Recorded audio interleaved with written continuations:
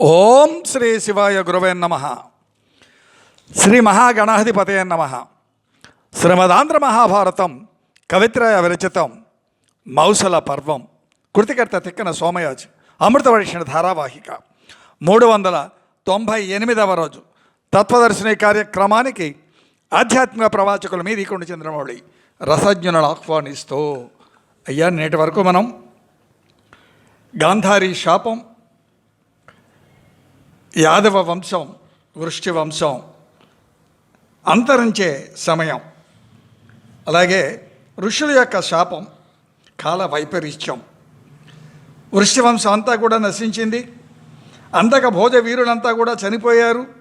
అనిరుద్ధ, పద్యుమ్న, సాంబ, సాత్యకి, గదుడు వీరిని శ్రీకృష్ణుడు చూశాడు. వాళ్ళంతా కూడా గాంధారీ శాపం కదా అని భావించాడు. చావగా మిగిలినటువంటి దారకుడు బబ్రుడు శ్రీకృష్ణుడు చేరుకున్నారు. కృష్ణ, యాదవ కులం అంతా అంతరించింది అయ్యా, ఇంకా ఎందుకు ఇక్కడ, బలరాముడు ఎక్కడో కదా అంటూ బయలుదేరి ఓ చెట్టు కిందకు చేరుకున్నారు. అక్కడ బలరాముడిని గాయించినటువంటి కృష్ణుడు దారక వేగంగా వెళ్ళి పాండవులను, యాదవ కులం నశించింది అని చెప్పి అర్జునుడిని తీసుకుని రావయ్యా అని చెప్పాడు. అంతవరకు చెప్పుకున్నాం. ఇక నేడు విషయాను ప్రవేశానికి ముందుగా ఆనవాయితీగా చిన్న నుతి. కిమ్నో రాజ్యేన గోవిందయన్న నరుడే రణబాచరించే, కిమ్నో రాజ్యేన గోవింద అన్న నరుడే రణం బాచరించే, స్వజన నిర్మూలన గావించే, ఆహవ కేళిన్ కృష్ణ రక్షితుండునై, తన తేరును ధ్వజము సుదర్శనాదులు గగనమేగా నిర్లిప్తుడయ్యే హరి, తానాచరించే ధర్మపదము గాంధారి శాపంబు ఉపవసించే హరి, గాంధారి శాపం ఉపవసించే హరి. ఆయన తలుచుకుంటే ఘటన సమర్థుడు కదా. అయినా గాంధారి 36వ సంవత్సరంలో నీ వంశం అంతా కూడా యాదవ కులం మొత్తం నశిస్తుందని శపించింది. కాలం ఆసన్నమైంది, అదే జరుగుతూ ఉన్నది. సమర్థుడయ్యి కూడా ధర్మబద్ధుడై దాన్ని ఆచరించి చూపిస్తూ ఉన్నాడు. దారక వేగంగా వెళ్ళవయ్యా, పాండవులకు యాదవుల కులమంతా కూడా నశించిందని చెప్పవయ్యా, అర్జునుడిని కొనిరా అన్నాడు. అంత కృష్ణుడు అని బబ్రునితో, దారకుడికి ఆ మాట చెప్పాడు. ఇక బబ్రుడు ఉన్నాడు, వీడితో, నీవు స్త్రీలను, ఏనుగులను, గుర్రాలను ద్వారకా నగరం చేర్చవయ్యా, అలా చేర్చి వెంటనే మళ్ళీ ఇక్కడికి రా అన్నాడు. అతను కూడా బయలుదేరాడు. అంతలో ఓ బోయవాడు దొంగ పరుగుతో బబ్రుని వేయగా అతను చనిపోయాడండి. చూశాడు కృష్ణుడు, అన్నయ్య, నేను స్త్రీలను, ఏనుగులను, గుర్రములను ద్వారకా చేర్చి వస్తానయ్యా, నువ్వు ఇక్కడే ఉండు అన్నాడు బలరాముడు. కృష్ణుడు చెప్పాడు ఇదంతా కూడా. ఆపై ఏమవుతుందండి అని, గజాదుల ఇంతులను కొని పురికేగి వసుదేవున్గాంచి యవ్వసుమతీసుతో తగన్ గిట్లను తొల్లి కౌరవ కుల క్షయము సూచితి, నేడు సకల యాదవుల నాశమునుగంటి, అలఘు తేజోధన అఖిల బాంధవహీనమైన ఇచట మనువున వర్తింప మనసు గొల్పదు, మున్నయన్న కాననము కలిగినాడు, అన్న కాననమున కలిగినాడు, భవ్య తపమున నా బలభద్రుంగూడి ఏను తపమాచరించదా, ఇంక మీరల అరసికొనుడు సర్వంబును నరుండు వచ్చు నిందు మీ పంపు సేతకై ఎల్లినేడు. అయ్యా, ఏనుగులు, ఆ స్త్రీలు, గుర్రాలు అన్నిటినీ తీసుకొని ద్వారకకు వెళ్ళి అవన్నీ తండ్రితో చెప్తున్నాడు, అయ్యా కౌరవులందరూ కూడా నాశనం కావటం నేను చూశాను. నేడు ఎవరు చెప్తున్నారు? కృష్ణుడు. నేడు యాదవులందరూ నాశనం అవ్వటం చూశాను. ఆనాడు కౌరవులను చూశాను, ఈనాడు యాదవులను చూశాను. అందరూ నాశనం అయిపోయారు. బంధువులు లేని ఈ చోట జీవన గమనం మనస్సు అంగీకరించదు. బలరాముడు ముందుగానే అడవులకు వెళ్ళాడు. అన్నతో కలిసి నేను శాంతమైనటువంటి తపస్సు ఆచరిస్తానయ్యా, ఇక అన్ని విషయములు మీరే అరుచుకొనవలసి ఉన్నది కదా, స్వయంగా మీరే చూసుకోవాలి. మీ ఆజ్ఞ పాలించగా రేపే లేదా నేడో అర్జునుడు కూడా వస్తాడు అని కృష్ణుడు వసుదేవునితో చెప్తా ఉన్నాడు. అనొచ్చు అతని పాదంబులు తన ఫాల తలంబు శోక దాత్పర్యమునన్ వినతి నడిపి అంతకుమును వినియే జనుల చేత సమర విధి అతడధిపా. ఆ వసుదేవుడు గగ్గోలు పెడుతున్నాడు. తండ్రి పాదాలకు నెన్నుదురు సోకగా ప్రణమిల్లాడు. ఆఖరి నమస్కారాలండి. వసుదేవుడు కూడా అంతకుముందే ఇదంతా విన్నాడు కనుక వికలమైపోయింది ఆ తండ్రి మనస్సు. జాగ్రత్త అంటున్నాడు కృష్ణుడు. అయ్యా, అన్నగారికి భక్తిగా నమస్కరించి బలరాముని చేరుకున్నాడు. ఆపై తండ్రిని ఓదార్చాడు.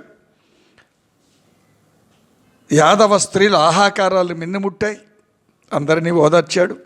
వసుదేవుడు శవప్రాయంగా భూమిపై వాలిపోయాడు.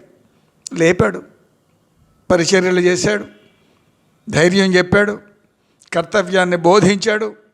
తాను బయలుదేరాడు. అన్నైనటువంటి బలభద్రుని చేరుకున్నాడు. ఆయనకు భక్తిగా నమస్కరించి, మహాత్మా, మన తండ్రి గారి అనుమతితోనే వచ్చానయ్యా అన్నాడు. అంత బలరాముని ముఖం నుండి ఓ పెద్ద సర్పము బయలువడి 1000 పడగలతో ప్రకాశిస్తూ ఆ మణులతో పర్వతాకారం యోగ బలంతో ఆ బలరాముని యొక్క దేహాన్ని వీడి ఆకాశ మార్గములో చేరి సముద్రంలోనికి ప్రవేశించాడు. ఆదిశేషుని స్వరూపమైన బలరామునికి వరుణుడు, నాగవర్గం అంతా కూడా తరలి వచ్చి స్వాగతం పలికారు, వినయంగా పూజించారు. శ్రీమద్ రమారమణ గోవిందో హరి. ఆ విధంగా బలరాముని యొక్క అవతారం సంపన్నం. చూడండి, భారతం ఒక్కొక్క ఘట్టం ఎలా సంపన్నం చేస్తూ వస్తున్నారు. కావ్యం అంతా ఒక ఎత్తు, అవతార పరిసమాప్తి ఒక ఎత్తు. బహు జాగ్రత్తగా విన మనవి.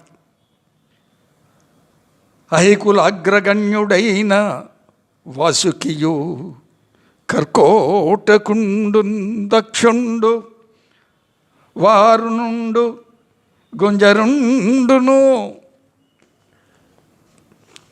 ఉంగముదుండు దుర్ముఖుండును భృతశ్రవుండు హ్రాదుడును వక్రదంతుండు క్రోధనామకుండు శంఖుండు పుండరీకుండు మిశ్రియను నజేయుండు ధృతరాష్ట్రుండును మొదలుగా అరుగుదెంచిరి యద్దేవున దింగొలువా. చాలా భక్తిగా ఆ ఆదిశేషుని కొలవనంచగా గంగానది ఇతర నదులన్నీ కూడా రూపుదాల్చి వచ్చి సేవించాయి. ఎవరెవరు వచ్చారండి? అహికులాగ్రగణ్యుడైన వాసుకియు, వాసుకి కర్కోటకుడు, దక్షుడు, వారుణుడు, కుంజరుడు, కుముదుడు, దుర్ముఖుడు, పృథశ్రవుండు, హ్రాదుడు, వక్రదంతుడు, క్రోధనామకుడు, శంఖుడు, పుండరీకుడు, మిశ్రీ, అజేయుడు, ధృతరాష్ట్రుడు. ఇవన్నీ అతి భయంకరమైనటువంటి మహానాగగణం, నాగదేవతలు. వీళ్ళంతా దిగి వచ్చేశారు. అంతా ఆదిశేషుని కొలిచారు. ఆ గంగానది అంతా కూడా వీరితో నిండిపోయింది. ఆ నదులన్నీ కూడా వచ్చి ఆ గంగానదిలో చేరాయి. అంతయ్యును దివ్య దృష్టి క్రాంతియగు మురాంతకుండు కనుగొన అమూర్త్వంతరము గలిపి కొనియే అతండు తన పరమమూర్తి యందు నరేంద్రుండు. చంద్ర. అద్భుతమైనటువంటి లీల ఇక్కడ జరిగింది. కృష్ణుడు చూస్తూ ఉండగానే పరబ్రహ్మ శ్రీ మహావిష్ణువు తన మూర్తి భేదమైనటువంటి ఆదిశేషుని తన మహారూపంలో కలుపుకున్నాడు. చూశాడు కృష్ణుడు. ఆ రీతి బలరాముడు అవతారం చాలించగా ఆ చోటు వీడి తన దేహాన్ని వదలనుంచి మునుల శాపం స్మరించి దుర్వాసన సేవిస్తూ పాయసాన్ని దేహమంతా పులిమి ఆయన అరికాలును మరిచాడు కదా, కాబట్టి ఆ అరికాలు నీ ప్రాణహాన్ని తప్పక ఇస్తుందనేటువంటి ఆ మర్మాన్ని గుర్తెరిగి ఇంద్రియాలను నడిచి సమాధిని పాటిస్తూ ఉన్నాడు. పొందాడు, వెళ్ళిపోయాడు స్వామి. జలనిధి శయనుండు మహేస్థల శయనుండయ్యే హట్టి సమయమునందా నలుకు చున్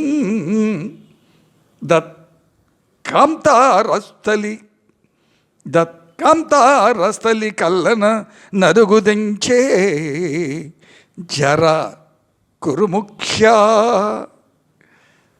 క్షీరసాగన శయనుడు పాల సముద్రం మీద శేషశాయి కదా, అటువంటి స్వామి ఆ విష్ణువు భూశయనం.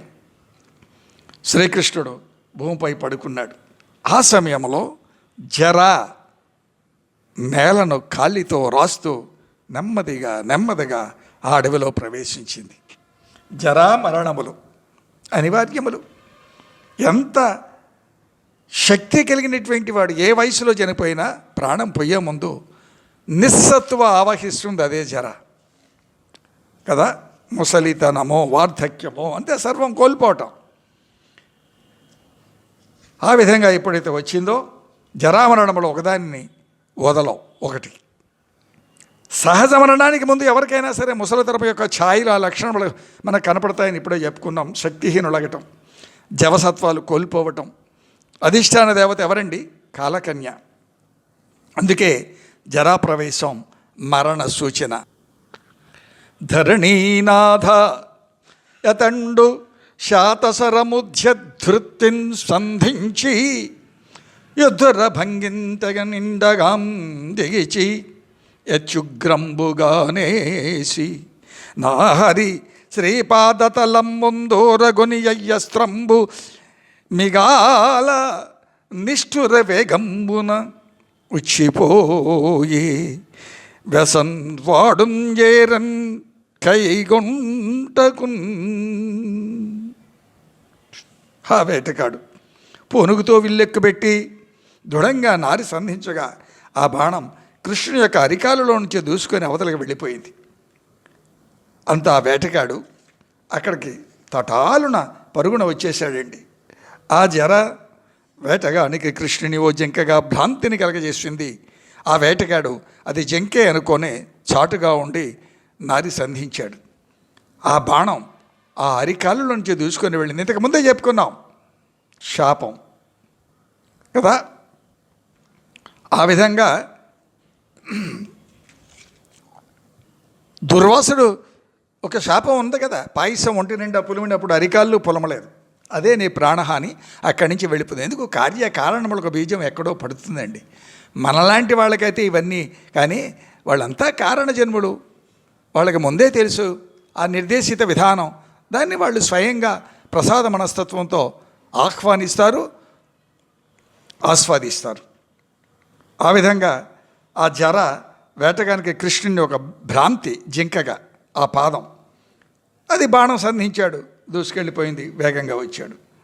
వచ్చి ఆ బాణం కృష్ణుని యొక్క అరికాల్లో దూరింది. వేటగాడు పరుగున వచ్చి చూసి ఎవరో మహానుభావుడు అని ఎంచి, అతనికేం తెలుసు ఇతను కృష్ణుడని, ప్రణమిల్లి ఏడ్చాడు, వేడుకున్నాడు. అయ్యా మన్నించండి, చాటుగా చూశాను మీరు, అది ఆ పాదం జింక యొక్క చెవిలా నాకు ఆ జింకగా నాకు భ్రాంతిని కలగజేసింది,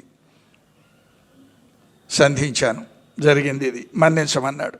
వాడిని శాంతపరిచాడు కృష్ణుడు. ఆపై ప్రశాంతంగా దేహాన్ని విడిచాడు. నిందలేందే బొందిబోదు. స్వర్గం చేరుకున్నాడు. మునులు, సిద్ధులు, రుద్రుడు, వసువులు, మరుత్తులు, విశ్వదేవతలు, ఇంద్రుడు పరుగున వచ్చి ప్రణమిల్లి స్తుతులు నుతులు శ్రీకృష్ణుడు సేవించారు. ఆదిపురుష ధర్మరక్షణ లీలలు భూమిపై అవతరించావు కదా స్వామి, నిన్ను నుతించా తరమా శ్రీమద్రమా రమణ గోవిందో హరి. అయ్యా, ఒక్కొక్క అవతారం ఎలా సంపన్నమవుతుందో మనవి చేస్తూ వస్తున్నాను. జాగ్రత్తగా వినండి. యదా యదా హి ధర్మస్య గ్లానిర్భవతి భారత అభ్యుత్థానమధర్మస్య తదాత్మానం సృజామ్యహం కదా గీత. అదే అనుసరణీయం కదా. ఇదే కదా ధర్మ సంస్థాపనార్థాయ సంభవామి యుగే యుగే. ఆయన లీల ఎవరు నుతింపగలరు?